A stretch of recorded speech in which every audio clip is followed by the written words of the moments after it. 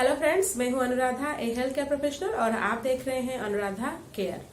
आज की इस वीडियो में हम बात करेंगे कि प्रेगनेंसी के दौरान आपको सेक्स करना चाहिए या फिर नहीं। अगर आप प्रेगनेंसी के दौरान सेक्स करते हैं तो आपके बच्चे को कुछ खतरा है या नहीं। बहुत सारे कपल्स के मन में ये डाउट रहता है कि वो प्रेगनेंसी के दौरान सेक्स कर सकते हैं या नहीं। अगर कर सकते हैं तो कब कर सकते हैं और कौन सा पीरियड सेफ होता है, और प्रेगनेंसी के दौरान सेक्स करने से उनके बच्चे को कोई खतरा तो नहीं है या फिर बच्चा कैसा महसूस करता है। तो आज की इस वीडियो में इसके बारे में हम डिटेल्स में बात करेंगे।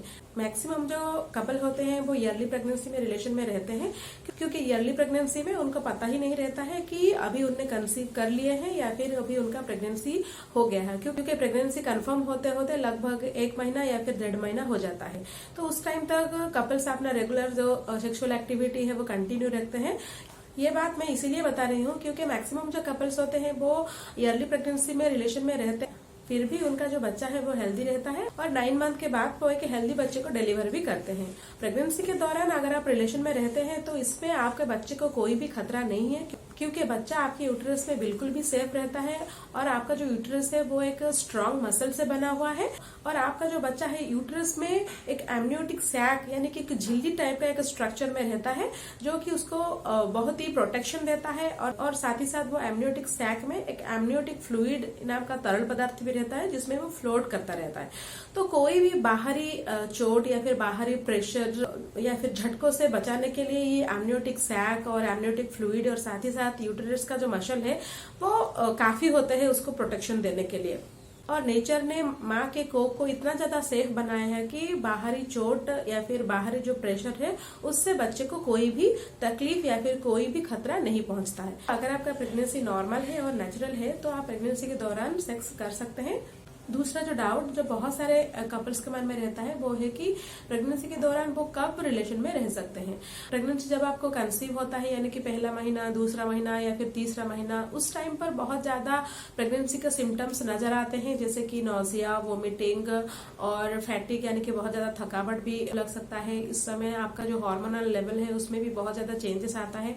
तो इस समय बहुत सारे लेडीज कंफर्टेबल ही फील नहीं करते हैं रिलेशन रखने के लिए, लेकिन अगर आप कंफर्टेबल हैं तो इस समय भी आप रिलेशन रख सकते हैं।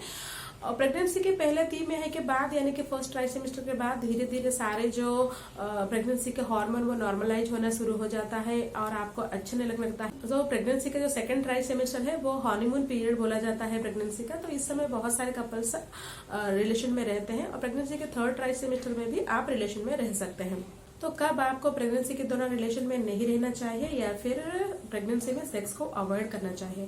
अगर आपका प्रेगनेंसी नॉर्मल नहीं है यानी कि अगर आपने मेडिकेशन के मदद से प्रेगनेंसी कंसीव किए हैं या फिर अगर आपके प्रेगनेंसी में कुछ कॉम्प्लिकेशंस है या फिर अगर आपके ईयरली प्रेगनेंसी में बहुत ज्यादा ब्लीडिंग हो रहा है या फिर थोड़ा बहुत ब्लीडिंग या फिर स्पॉटिंग हो रहा है या फिर लोअर एब्डोमेन में क्रैम्पिंग हो रहा है, तो इस केस में आपको सेक्स अवॉइड करना चाहिए। लगभग फर्स्ट ट्राइसेमेस्टर को आपको जैसे भी हो सेक्स को अवॉइड करना चाहिए। इसके अलावा अगर आपका पहले से मिसकैरेज का हिस्ट्री रहा है यानी कि 1-2 बार आपका मिसकैरेज हो गया है तो इस केस में भी आपको प्रेगनेंसी के दौरान रिलेशन में नहीं रहना चाहिए या फिर सेक्स को अवॉइड करना चाहिए। अगर आपका IUI या फिर IVF ट्रीटमेंट हुआ है तो इस केस में भी आपको प्रेगनेंसी में रिलेशन में नहीं रहना चाहिए या फिर सेक्स को अवॉइड करना चाहिए। इसके अलावा अगर आपको पहले से कुछ STD यानी कि सेक्सुअल ट्रांसमिटेड डिजीज का हिस्ट्री रहा हो तो भी आपको प्रेगनेंसी के दौरान रिलेशन में नहीं रहना चाहिए। इसके अलावा अगर आपको डॉक्टर ने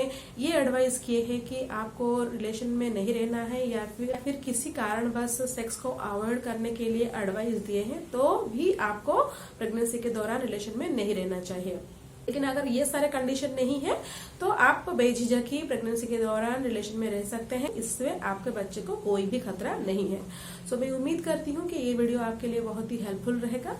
तो और एक नए इन्फॉर्मेटिव वीडियो के साथ फिर मिलती हूँ, तब तक के लिए stay healthy and stay happy.